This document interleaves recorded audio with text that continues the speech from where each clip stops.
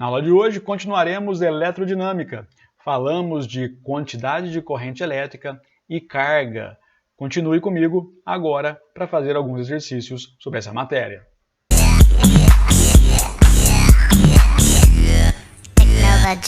Fala galera! E aí, beleza? Todo mundo bem? Como é que vocês estão? Todo mundo em casa? Vocês estão conseguindo manter uma rotina de estudo?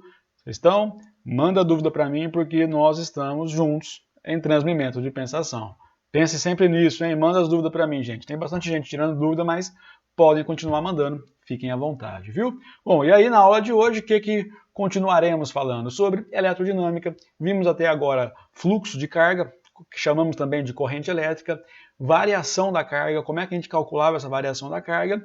Mas, gente, vou falar de novo para vocês, ainda dá tempo. Revisem um pouco da teoria de eletrostática. Por quê? Você precisa entender o comportamento do que é o campo, né? Depois que você entender isso, a eletrodinâmica vai ficar muito mais clara, beleza? Estamos na apostila 1, página 42 e 43. Bora para a aula? Vamos juntos resolver a primeira questão, como sempre, fazendo a leitura e destacando aquilo que é importante. Sigam comigo então, ó. Responda de que se constitui a corrente elétrica. Então, isso é muito importante para nós, a constituição da corrente elétrica. E aí ele fala, num condutor metálico, isso é a primeira pergunta dele, e depois ele fala numa solução iônica, essa é a segunda pergunta. Bom, vamos pensar um pouco, né? Esse condutor metálico, do que ele é constituído, do que ele é feito, um condutor metálico? Um condutor metálico, ele é feito de metais. A principal característica de um metal é justamente possuir muitos elétrons livres, né? Então, se um metal tem por característica principal ter elétrons livres, quando você, já respondendo a próxima pergunta, o item B, né? Quando você coloca nele uma DDP, uma diferença de potencial, a corrente elétrica vai passar de um lado para o outro muito facilmente, né? Então, os elétrons vão pular de átomos para átomos muito fácil, porque é disso que se constitui a corrente elétrica, né? Pensando num átomo de um metal, por exemplo, você tem a camada eletrosférica cheia de elétrons, né? E esses elétrons, por repulsão da própria camada de elétrons que está abaixo deles, eles empurram, né? Negativo com negativo, eles vão empurrar essa camada mais exterior. As camadas interiores vão repelir as camadas mais exteriores dos elétrons. Então, esses elétrons que estão na camada de valência, na última camada, eles saem muito facilmente. Então, quando você coloca nesse condutor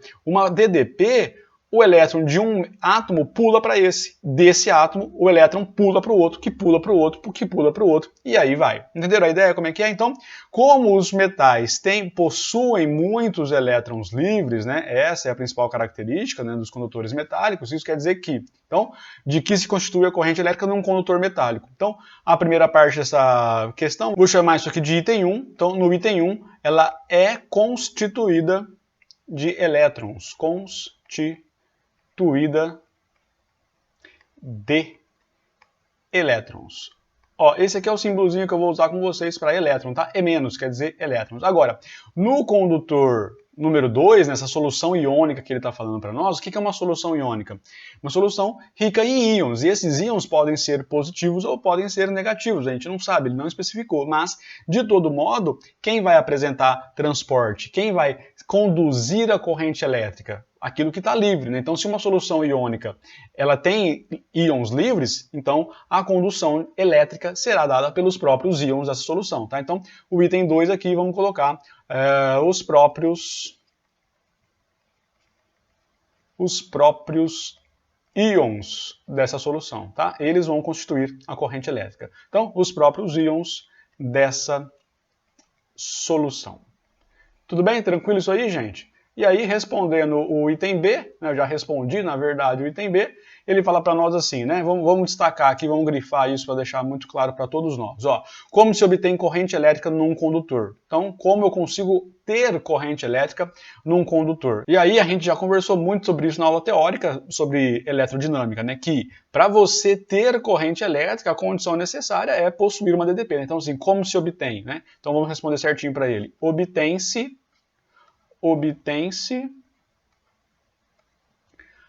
a partir de uma DDP. Ah, é suficiente eu colocar só DDP? Pô, é uma prova, né? É uma prova de física, uma prova de vestibular. O professor que está corrigindo isso, ele sabe o que é DDP, ele sabe que é diferença de potencial, tudo bem? Então, não se preocupe com isso, beleza? Bom, bora para a próxima questão também, conversar um pouco sobre ela e resolver essa questão. Ó, olha só que legal. Como sempre, vou fazer com vocês, destacando as partes mais importantes. Vamos juntos, ó. Uma lâmpada permanece acesa durante 1 hora. Ele já deu aqui para nós um tempo. Claro que se você perceber, né, conforme você vai pegando a malícia, o traquejo da coisa, você vai perceber. Aqui já tem 1 hora, você só bate o olho lá embaixo, você vê aqui, ó, Ampere, Ampere é sistema internacional. Aqui embaixo você vê Coulomb, Coulomb é sistema internacional também. Então, esse cara aqui a gente vai ter que fazer alguma coisa, né? Teremos que transformar esse cara aqui. Bom, continuando a leitura, sendo percorrida por uma corrente elétrica de intensidade igual a 0,5 Ampere.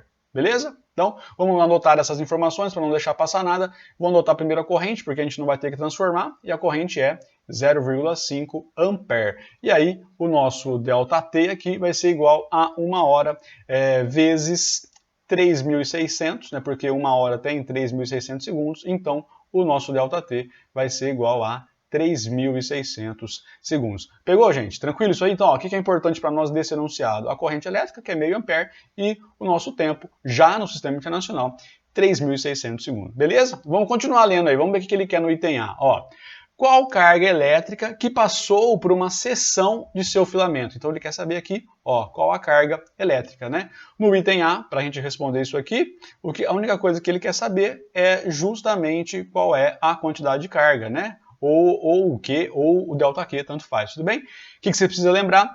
Justamente como é que a gente calcula, né, o fluxo de carga. Como é que a gente calcula o fluxo de carga? Ora, a corrente, né, que é esse fluxo de carga que a gente chamou, é a variação da carga, ou a própria quantidade de carga, dividido pelo tempo, tudo bem? Então, aqui a gente só substitui os valores, vou substituir com vocês, a corrente é 0,5 igual a ΔQ, que é o que a gente quer saber. Ó, aqui você pode colocar ΔQ ou Q, tanto faz, tudo bem? Dividido pelo tempo, que é 3.600. Bom, aí multiplicando em cruz isso aqui, 0,5 é 1 sobre 2 vezes 3.600, vai ser metade. Então, a quantidade de carga que passou por essa seção do filamento aí corresponde a 1.800 coulombs. Beleza? Pegou aí, gente?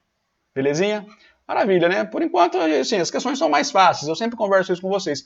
No começo do curso novo, as questões são mais fáceis. Então aproveita, estuda, pega essa bagagem, traz essa bagagem com você. Depois as próximas matérias vão ficar muito mais simples, tá? Não estudem, não pode deixar isso aqui passar, gente. Você tem que aprender isso aqui, beleza? Vamos aproveitar e já resolver aqui o item B de preto. Quantos elétrons passaram? Essa é a pergunta dele. Vamos destacar as coisas importantes. Ele pergunta aqui, ó, quantos elétrons passaram? E eu havia conversado com vocês sobre esse valor aqui, né? A gente acaba decorando, mas não é necessário decorar, tá? Nesse caso aqui, ele está falando uma coisa pra gente que é muito importante, né? Ele pergunta assim, ó, quantos elétrons passaram? Então, se ele está perguntando quantos elétrons passaram, obrigatoriamente, essa carga aqui, vou até colocar de vermelho isso, essa carga aqui é uma carga negativa, né? Porque ele falou, pô, passaram elétrons, tá? Mas como eu já sei que são elétrons, você pode desconsiderar esse sinal para resolver o item B. Por quê? Ele já falou que é elétrons. Eu sei que essa carga aqui é negativo e eu sei que esse cara aqui é negativo. Eu posso simplesmente cancelar esse negativo com esse negativo. Ou, se você tendo um pouco mais de habilidade com os sinais aí, você já percebe que você vai cancelar. Não precisa nem escrever, tudo bem? Agora, para resolver o item B, a gente vai usar aquela outra formulinha que eu passei para vocês, que o ΔQ é calculado pelo número de elétrons ou de cargas vezes a carga elementar, que estamos chamando de E-. Tudo bem? Só substituir os valores. Ó, o ΔQ, vamos colocar o menos 1.800 aqui, que é igual ao número, que é exatamente o que ele quer saber, vezes a carga do elétron. Vou até colocar entre parênteses aqui, ó, menos 1,6 vezes 10 a menos 19. Pegou, gente? Tranquilo isso aí? Ó, vamos cancelar o menos aqui com o menos, vai embora. E aí, para a gente resolver isso aqui, esse trambolho aqui vai passar dividindo. Eu, particularmente, acho um pouco mais fácil resolver assim isso aqui, ó. Deixa eu mostrar para vocês. 1.800 é igual a N, eu vou chamar só de N, tá? É igual a 16 vezes 10 a menos 20, entendeu? Eu corro da vírgula, né? Claro, já conversamos sobre isso. Eu sei resolver conta com vírgula, mas sempre que eu posso correr, eu corro da vírgula, tá? Agora, invertendo isso aqui e isolando o N, você tem 1.800 dividido por 16 vezes 10 a menos 20. Tranquilo até aqui? Resolvendo isso aqui, então, o que a gente vai ter? Ó, o nosso N, né, dividindo o 1.800 por 16, isso vai dar 112,5. Só que aí, olha esse cara aqui. Ele estava embaixo, né? Negativo. Quando eu jogar ele para cima, o que acontece com a potência? Com o sinal da potência, troca. Então vai ser vezes 10 a 20ª elétrons, tá? Então foi isso aqui que passou de elétrons por essa seção do nosso condutor aí, tudo bem? Ó, aqui não precisa se preocupar muito com a unidade que você vai usar, né, se é notação científica ou não, né? Eu deixei aqui num número qualquer, o número mais fácil para mim, tá? Ele não perguntou notação científica e tal, então vou deixar assim. Eu não tenho alternativa também para procurar uma alternativa que ele tenha colocado notação científica ou algum outro valor diferente, então vou parar por aqui, vou deixar isso aqui para o meu examinador, ele já vai entender, tudo bem? Pegaram aí, como é que foi? Tranquilo? Belezinha? Então tá, vamos fazer a próxima questão também já no embalo aí disso tudo. Bom, vamos lá, como sempre, anotando as informações, muita atenção, ó, olha para a questão, já é um gráfico, hein? Não falamos ainda sobre gráfico nessa matéria. Você acha que física não tem gráfico? É claro que tem, né, cara? O que é isso? Vamos junto aqui, vamos anotar aqui, ó. Em um laboratório de testes de equipamentos elétricos, mediu-se a corrente elétrica I em função do tempo T, tá? Então o gráfico realmente, né, é corrente elétrica em função do tempo de um dado equipamento. Nos primeiros 2 segundos de funcionamento, realmente o tempo aqui é 2, verificou-se um aumento linear da corrente conforme o diagrama ao lado. Realmente, olha só, é uma linha, né? Então conforme o tempo foi passando, a corrente foi aumentando linearmente. Ele deu para nós novamente a carga, né, o módulo, né, percebam que ele não considerou o negócio negativo e falou que é o módulo da carga, porque não sei que carga que é essa, se é positiva ou se é negativa. Né? Então, a pergunta dele é correto afirmar que a quantidade de elétrons, então esse na cara é negativo, que passou pelo equipamento nesses 2 segundos iniciais foi igual a. Então, o que ele quer saber? A quantidade de carga, né? Então, essa é a pergunta dele. Já vou até destacar isso aqui, ó, de vermelho também. Então, o que ele quer saber é o ΔQ, ou a quantidade de carga. Tranquilo isso aqui, gente? Belezinha mesmo? Entenderam? Agora, para a gente poder resolver essa questão, pô, vocês perceberam aí, tem um gráfico, né? De gráfico tem algumas informações, né? Você pode, por exemplo, calcular o coeficiente angular. Esse coeficiente angular, para nós aqui não tem nenhum valor, porque seria corrente dividido pelo tempo, mas esse gráfico aqui é um gráfico muito importante para nós. Eu quero até retomar com vocês um ponto que era muito importante lá no primeiro colegial, né? No primeiro colegial eu trabalhei muito isso com vocês. No ano passado também fizemos algumas coisas parecidas com essas, que era verificar a importância dos gráficos. Então pensa comigo assim, ó, esse gráfico aqui é velocidade por tempo. Vocês lembram disso lá do primeiro colegial? Vamos conversar um pouquinho. Então, ó, isso aqui é velocidade por tempo. Se eu vou calcular um gráfico desse, né, qual propriedade ele me traz? Vou fazer uma reta, porque para a gente calcular a área depois vai ser um pouco mais simples, tudo bem? Então, o que me interessa aqui é calcular, olha só, quanto vale essa área aqui, ó, quanto vale essa área, né? E, na verdade, o que essa área representa para nós, fisicamente falando, né? Se você notar comigo, como é que você calcula essa área? Bom, essa área aqui é calculada como sendo a base vezes a altura, simplesmente isso, né? Mas se você substituir os valores, olha só, a base é o tempo, a altura é um valor de velocidade, eu vou inverter isso aqui para deixar um pouco mais visual. O que é velocidade vezes tempo? Né? Para nós, era o ΔS. Né? Então, o ΔS é igual a velocidade vezes tempo. O que eu concluo com isso? Nesse gráfico aqui que eu passei para vocês, que a área dele é igual ao ΔS. Tá? Então, isso é uma propriedade que esse gráfico carrega. Esse gráfico traz essa propriedade, tá? Que a área dele é igual ao ΔS. Agora, vamos voltar então para o nosso objetivo aqui, que é essa questão. Vou só dividir aqui no meio para ficar um pouco melhor, mais limpinho. O que você tem que perceber, né? Você já notou que a área é um triângulo, mas de todo modo, o que interessa para nós aqui, ó, é essa área que está aqui embaixo, né? Essa área aqui, ela corresponde ao que para nós? O que essa área quer dizer, né?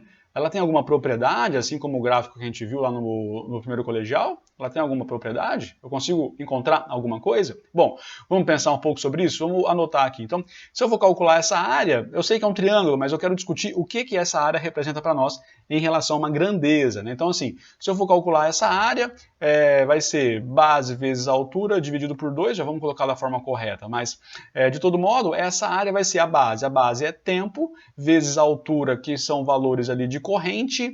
Aqui não peguei muito bem o que é, e dividido por 2. Mas seguindo aqui, vamos fazer assim, ó, essa área vai ser igual a I vezes T, Eu já vi isso em algum lugar, I vezes T, deixa eu pensar um pouco, tinha uma fórmula que a gente usou agora há pouco, vou fazer aqui no cantinho como rascunho. Como é que a gente calculava a corrente mesmo? Não é o ΔQ dividido pelo ΔT? Se eu passar multiplicando, eu acho que o ΔQ vai ser igual a I vezes o ΔT. Olha só o que eu achei. Então, aqui para nós já fica muito claro, né, que I vezes ΔT é a quantidade de carga. Olha, o que está aparecendo aqui? I vezes T, I vezes ΔT. Então, para nós, quando você tem, presta atenção nisso, cara, quando você tem um gráfico de corrente pelo tempo, a área desse gráfico corrente pelo tempo é numericamente igual a o ΔQ ou a quantidade de carga, tá? É isso que você tem que pensar aqui nessa questão, para ficar muito claro isso para você. Tá beleza? Bom, então, se eu calcular realmente a área daquele triângulo ali, o que eu vou encontrar? Vou encontrar a quantidade de carga. Vamos calcular isso então? Ó. Então, o ΔQ vai ser igual a base vezes a altura, dividido por 2. Então, substituindo os valores aqui, o nosso ΔQ vai ser base. A base vale 2, a altura vale 8, dividido por 2. Dá para simplificar esse 2 com esse 2. E aí a gente encontrou o valor, então, que a quantidade de carga é igual a 8. 8 o quê? Ó, ampere e segundo, tudo no sistema internacional, então 8 coulombs. Vocês entenderam, gente? Mas foi essa a pergunta dele? Foi essa a pergunta? A pergunta dele é a quantidade de elétrons. Bom, assim como na questão passada, agora a gente vai ter que usar aquela outra formulazinha, deixa eu ver uma cor que não foi, verde. Então, ó, o ΔQ é igual a N vezes a carga do elétron, ou a carga elementar. A gente pode usar essa expressão também, tá? O ΔQ vale 8. Aqui a gente tem igual a N vezes, vou colocar assim como na questão anterior, tá? 16 vezes 10 a menos 20. Então percebam que eu já transformei isso aqui, né, para 16 vezes 10 a menos 20. Eu prefiro porque fujo, né, dessa vírgula aí. Bom, isolando aqui, vai ficar assim, N é igual a 8 dividido por 16 vezes 10 elevado a menos 20. Beleza, gente? Olha só, dá para resolver isso aqui também. Então dá para simplificar isso aqui. Vamos simplificar aqui, ó. Esse cara vai dar 1 sobre 2, ou 0,5. Então, resolvendo essa conta, isso vai ficar igual a 0,5. Esse cara aqui, ó, 10 a menos 20 vai para cima, fica vezes 10 a mais 20. Tudo bem? Então, aqui vai ser, vou fazer rapidinho porque não tem espaço para nós aqui. Isso aqui vai ser 5 vezes 10 a menos 1. Menos 1 com 20 vai ser 10 a 19. Tudo bem? Então, essa resposta aqui, N vai ser igual a 5 vezes 10 a 19, tá? Elétrons, né? Ele já perguntou isso para nós. E aí, fechamos a nossa questão, fechamos a nossa aula de hoje. Espero que vocês tenham gostado. Dúvidas, mandem para mim. E isso já habilita vocês a fazerem as atividades complementares aí, tá? Tentem fazer as atividades complementares, manda foto para mim, manda suas dúvidas para mim. Não fica com dúvida não, tudo bem? Manda para nós isso aí. Bom, espero que vocês tenham gostado. Até logo, até a próxima aula.